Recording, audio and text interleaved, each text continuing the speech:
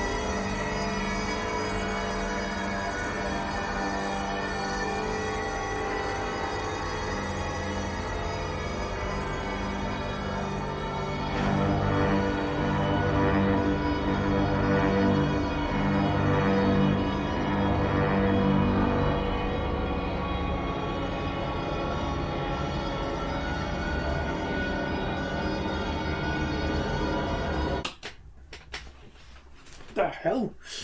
Oh, I'm not in hell, thank God for that. Okay, sorry for the elaborate and quite long intro, but I couldn't help myself. Bought some wizard robes that look monkish last week for a magician witch thing around the city, which didn't happen in the end because my sister, being ill, drank too much wine on an empty stomach. But anyway, I've got the robes and that's all that matters. So, why am I in hell? Or a virtual hell? It's because I'm going to be reviewing Clive Barker's The Scarlet Gospels. Now, I'm going to preface this review by, because normally I don't slag books off, but I will be a little bit with this one. I've just finished reading it this morning, and I'm not very happy with it, but we'll go into that in a moment. I'm a big fan of Clive Barker. I think he, at his best, is a genius. Books like Imagica, the original Books of Blood, the short stories, Weave World, great books in my opinion. The writing especially is incredible. It's poetic, it's literary. His vocabulary is amazing, his turns of phrases, incredible. But we don't see any of it here in this book, which is a great disappointment. So I just don't think this book's been written by Clive Barker. I just read the first couple of pages and I thought, no, it's just not him. It's impossible. I heard speculation after the book was released, people saying that they didn't think he had written it, and other people saying that he had. So, the jury's out. But I think if you've read enough of his work, it's highly dubious. And interestingly, if we go to the copyright page, so this isn't even a dedication, but at the very beginning, at the very top, it says, "To Mark, without whom this book would not exist." So I took that to mean this chap Mark wrote the book. Now, it's obviously with Clive Barker's blessing. I'm assuming perhaps whoever this Mark is wrote the book based on notes that Clive Barker had provided for a possible book, a sequel to The Hellbound Heart, which is one of the short stories in the original Books of Blood, which was then made into the Hellraiser film, which then spawned the franchise of countless films. I don't know how many they made. I've only watched 3 of them. First one's brilliant. Second one, tainted, but still pretty good. I haven't got any further than that. I did watch Hellraiser Judgment. It was fucking awful. So there's a lot of anticipation for this book. Lots of fans of the original story, but also some Satanists outside. But also people that love the films. This book focuses primarily on Pinhead. So the demon, the hell priest from those from the films. Because in the original book, he wasn't actually given a name as such. I don't even know if he was described. But the films obviously made him famous with the old Pinhead and the general look and the malevolent way he spoke. Incredible character. The trouble is, only so far you can go with a character like that. And I think the films just... the second film, they killed him off, but that was a big mistake because that's all anyone really wanted to see is Pinhead, so they'd bring him back, apparently. I've seen Hellraiser Judgment, which obviously had Pinhead back in the mix. So, yes, highly anticipated, and we've even got Pinhead right there in all his glory. Incredible cover, by the way. I really like the cover.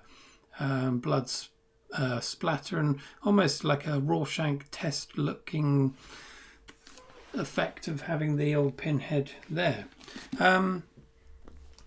So one can assume that Clive Barker's publishers, they wanted the book. Clive didn't want to write it. But also, if you know anything about Clive Barker, in more recent years, he wasn't very well due to really bad blood infection, I believe, from a bad tooth, during which time he almost died. So it's perhaps they didn't think he would ever write anything seriously again. I don't know. But anyway, all that aside, let's get into the book itself. I think I've covered that well enough. I'll give an idea of what the book's about. There may be some spoilers, but not serious ones. I'm not going to tell you how it ends up or anything. But so we follow the exploits of Pinhead and also a detective, Harry d'Amour, and various other supporting characters. But the book begins with Pinhead rounding up the last of humanity's magicians in the modern age. These are people, aristocracy, that have gathered magical artifacts and books about them and have been, playing around with black magic. He's been rounding them up and killing them, but also stealing all of their magical paraphernalia. For what purposes, we don't know. But yes, he's got plans afoot, and they all happen in hell. So a good deal of this book is set in hell, which is very interesting. I like the idea that most of the book is set in hell, even if it isn't really done as well as I thought it would be. So a lot of the failings of the book are due to the fact that it's not written by Clive Barker, in my opinion. So the characters are cardboard cutouts of people. They don't really have any personality as such. Perhaps the most you get is maybe Pinhead himself, the Hell Priest, and the detective, Harry. But even then, it's fairly tenuously sketched. It doesn't always have to be that your characters have to be fully fleshed out if the story is strong enough. But no, it just doesn't work. The supporting cast of other friends... I can't even remember their names now. Kaz was one of them. Misfits. But again, the only way you get to know anything about their characters is the dialogue, which is fucking awful. Now, this is a big bugbear of mine, is unrealistic dialogue. I know some writers, they want to pep up the dialogue to make something more dramatic or interesting, but at the expense of it being believable. This just takes it and just goes berserk with it. It's just pithy one-liners. They're not even pithy, they're just shit. So they're bimbling around hell. Eventually, these main characters wind up in hell, and all they can do is come out with these glib fucking one-liners. It's awful. Anyway, I mean, right at the very first page, the dialogue. It was when the dialogue started coming out, I thought, no way is this Clive Barker. But anyway, right, let's just get to the nitty gritty. He didn't write it. Right, so yes, I wouldn't recommend it. If you're a fan of Clive Barker, I would avoid it. Or maybe just read it just for the hell of it, I suppose. The idea itself, going into hell, being drawn into hell basically by Pinhead for some mysterious purpose that is actually quite, if it was done correctly, what he ends up trying to do, Pinhead, think of the head honcho down in hell, Satan himself. He's got some plans for him. So that's interesting. That's what kept me reading. But when it got to it and the way it was written, I just, no good. Right, there we are. There's my review. If you can call it a review, it's just a rant, really.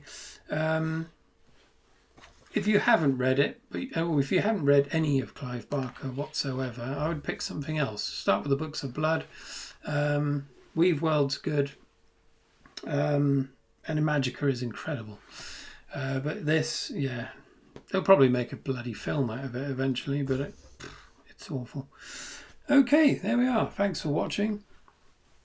Sorry, it's a bit doom and gloom, but it's hellish. So made me plus I'm hot as hell as well because of this fucking robe. What was that, Sir Percival? Why don't you take all of your clothes off? I want to see your penis. You filthy animal. I worry about Sir Percival sometimes. I think he might be a hell priest of sorts. We have such sights to show you. Yeah, that'll do. Okay, right. Thanks for watching and cheerio. Say goodbye, Sir Percival. Get your tits out. Fuck's sake.